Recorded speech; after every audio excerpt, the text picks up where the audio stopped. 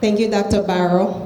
And I noticed that you resisted the temptation to pronounce Creole, Creole. You almost Americanized it there. Good for you. Very good. She'll be proud of you. So in addition to being a teacher, I am also a fiction writer, which means that basically I am a storyteller. One of the stories I tell is about Diana, a young woman from right over there in Esperanza, who becomes pregnant at a most inconvenient time. Not only because she's attending university in the States, but because at the time she discovers she's pregnant, she and her boyfriend Omar have just recently broken up. What does Diana do? No, she does not get an abortion, but the action that she takes is just as troubling. What can be more troubling or as troubling as getting an abortion, you ask? Unfortunately, I cannot tell you just yet, but we'll find out in July when my next book is published and contains the story. What I can tell you though is that I've created two versions of that story. The original, written in English, titled Stillborn, and a translation in Belize Kriol using the Standard Kriol spelling system developed by the Belize Kriol project. And of course, hats off to Miss Myrna and her team. And that is mainly what I wish to talk to you about today. Some of the choices I made in translating that story into Kriol. More importantly though, I hope to make the case that Belize Kriol should be elevated to the official status alongside English, and that a robust body of contemporary Belizean literature in Kriol is imperative for nation building. And thirdly, I will outline a few questions or areas of research that might be pursued by linguists and other scholars to provide insights, definitions, theoretical frameworks, etc., relevant to Kriol usage in literary writing. Firstly though, I must disclose that I am not a linguist, nor do I have any formal training in translating. So while I may be able to answer questions about creative writing or about my own process, you will have to forgive my very limited familiarity with the science of linguistics. I must also emphasize that my championing of Kriol should not be interpreted as a negation or denial of our other national Belizean languages. In fact, I argue just as strongly for the proliferation of Belizean literature in all our mother tongues. I am very interested in joining forces with other language advocates so that not only Creoles, but Garinagu, Mestizos, Mayas, all of our linguistic groups will be able to read and write at the most advanced levels in our native tongues. So I'm very grateful to the organizers of this conference for the opportunity to dialogue with you as I enter a conversation that has been ongoing for decades among language advocates in Belize and beyond. Prominent among these scholars is Sir Calvin Young, who, as early as 1995 and again in 2002, presented several arguments for making Kriol Belize's official language alongside English. Young emphasizes that Kriol is uniquely Belizean. And indeed, while there are English-based Creoles throughout the Caribbean and dozens of other Creoles throughout the world, you're not going to find Fui Kriol anywhere else in the world. Furthermore, Young says, our young learners are likely to have an easier time learning to read and write in Kriol, since they would already be familiar with the spoken form of the language.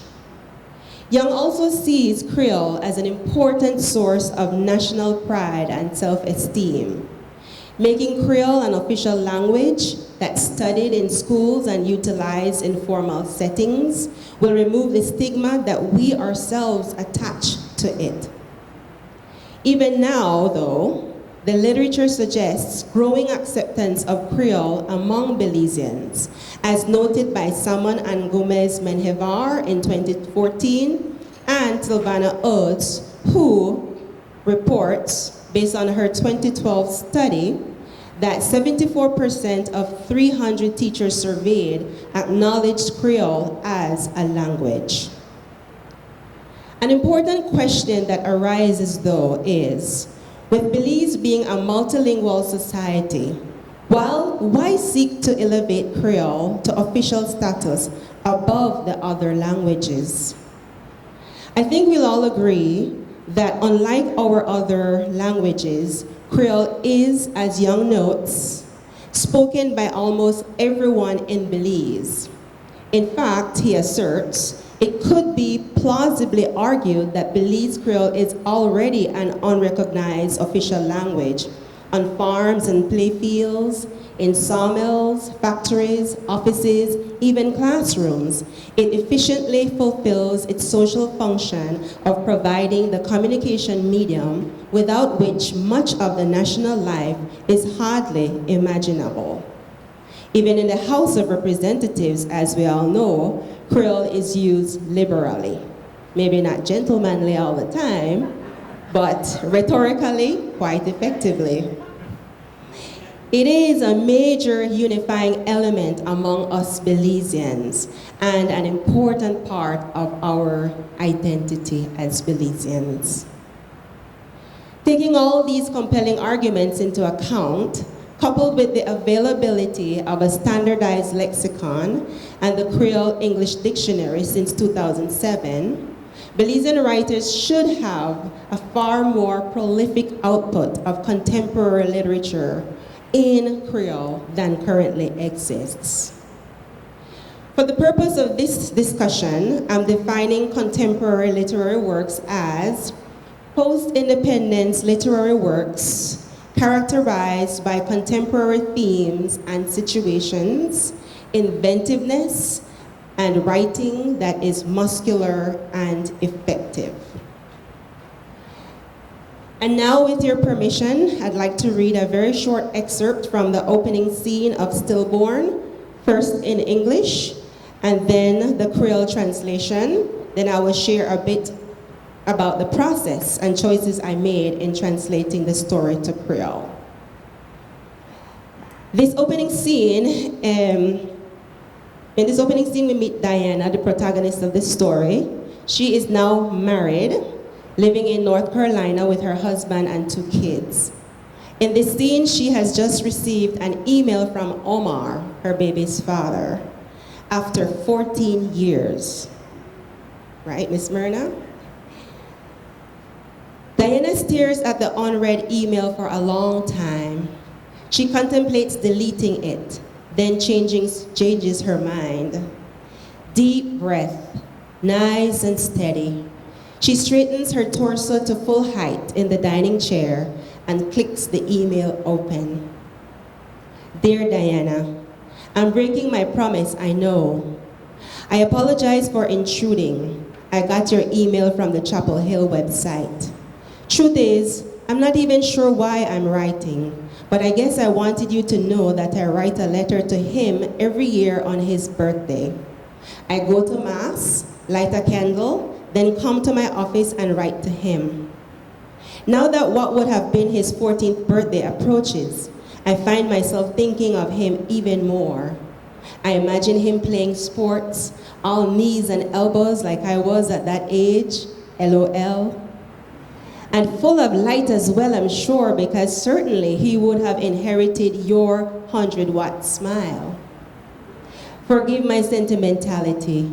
I won't take up more of your time. My best to your family, Omar. P.S. I really did love you, Diana. She closes the laptop and walks to the kitchen window, gazing at nothing in particular. She runs the last sentence through her mind once more. She feels a sudden urge to clean and walks over to the stove, which Eric and Fidel pretended to forget again last night. Not bothering to put on the rubber gloves, Diana removes the food-spattered foil lining from the drip pans and drops them into the trash. I really did love you, Diana. She fills the sink with hot water and starts on the first pan, scrubbing steady pink swirls with the Brillo pad, focusing, breathing, being present in the now. 10 years of Vipassana meditation perfected. Outside the kitchen window, a mild wind rustles the reddening dogwood leaves, reminding her of another fall 15 years ago. I really did love you, Diana. The pan slips from her hand and clangs to the floor. Shit. End of excerpt. And now I'm going to try my best to read it in Kriol. But first, acknowledging that my reading level in Kriol is only about standard 1, 2. I'm trying to improve that. So bear with me. Good? Thank you, Myrna. Diana stared upon the email subject for one long time. I think you should have deleted it. It stayed there for a while to contemplate it. But then it changed your mind. Deep breath, nice and steady.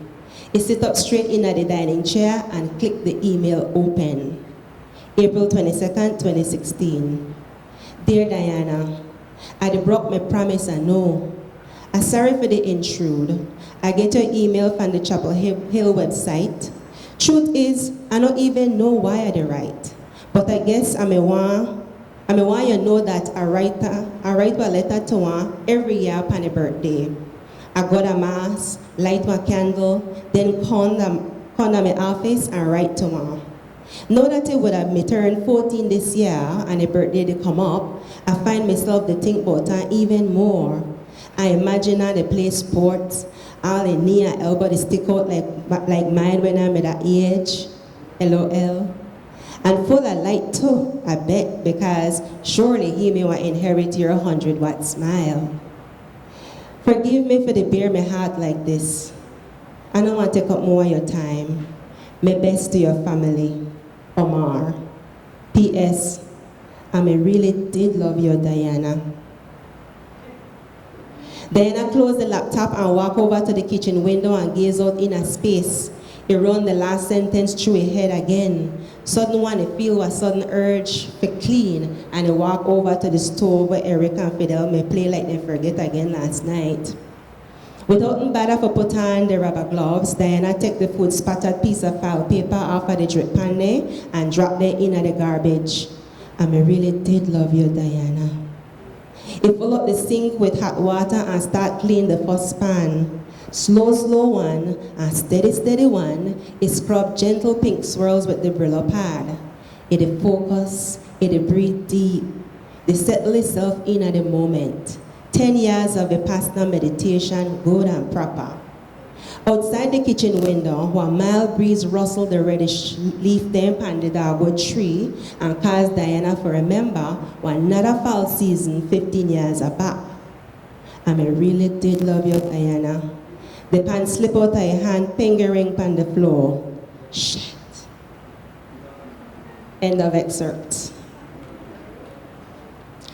The entire story is about 28 pages, and translating it was very challenging for me because, admittedly, as I said just now, my Kriol reading and writing level is basic. That's why I was very fortunate when none other than Silvana Odds offered to translate the story for me. And she did an amazing job, and I clutched my heart just looking at the words on the page. But once I began reading the translation, I realized that in some instances, the Kriol was different from the way I speak Kriol and the way my characters would speak Kriol.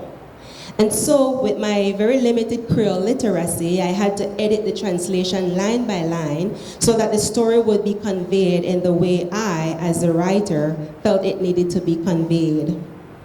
But the result of this disparity was a rich exchange of emails between me in Belize and Dr. Utz in Taiwan, where she's currently working, teaching, as I rationalized some of the choices I was making.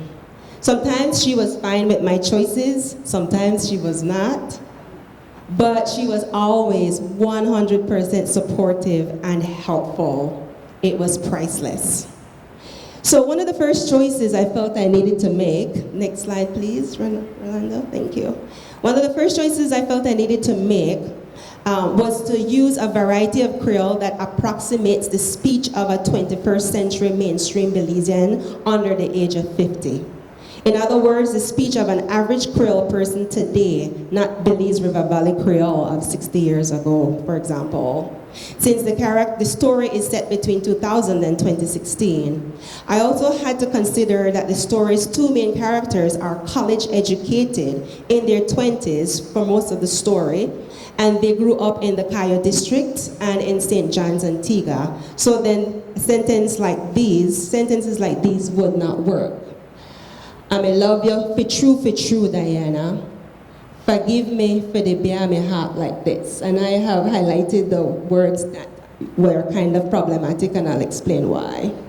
In the first sentence, the for true doubling gives the sentence an infantile quality, I felt, and a somewhat humorous tone that does not convey the pensive, contemplative mood that I'm aiming to create in that particular scene. In the second sentence, the word forgive sounds archaic and not at all the way a millennial such as Omar would speak and write. So I chose these two sentences instead. I really did love you, Diana. Forgive me for bear my heart like this. So forgive instead of forgive.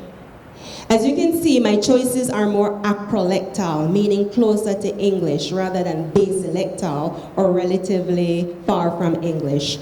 And that was the general trend I followed in translating the entire story.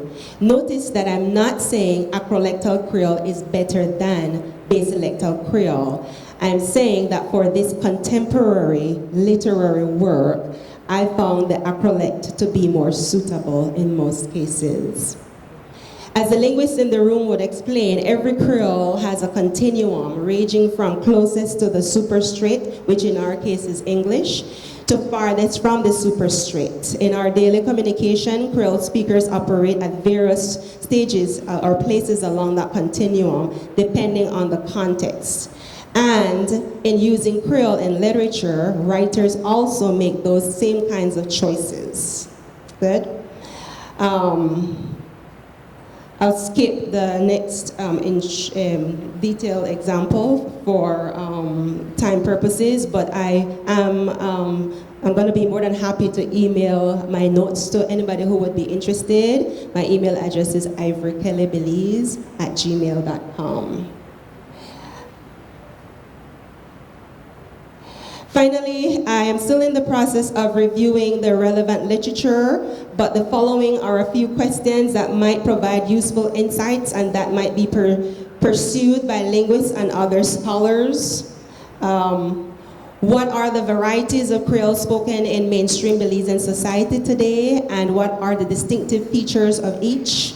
What are the key features of contemporary literary styles in general? And what are the key features of contemporary Belizean literary styles? Which variety of Kriol is most in line with the characteristics of contemporary literary styles? And finally, what are the implications for elevating a national language to official status in a multilingual society such as Belize? In closing, I echo a point that CEO Enriquez made yesterday in his keynote, that the education of our young people plays a central role in our nation's security. And I'd like to add, all aspects of our security, including cultural security. I truly believe that the production and widespread use of our national literature in our lingua franca is a crucial step toward our national security. Thank you.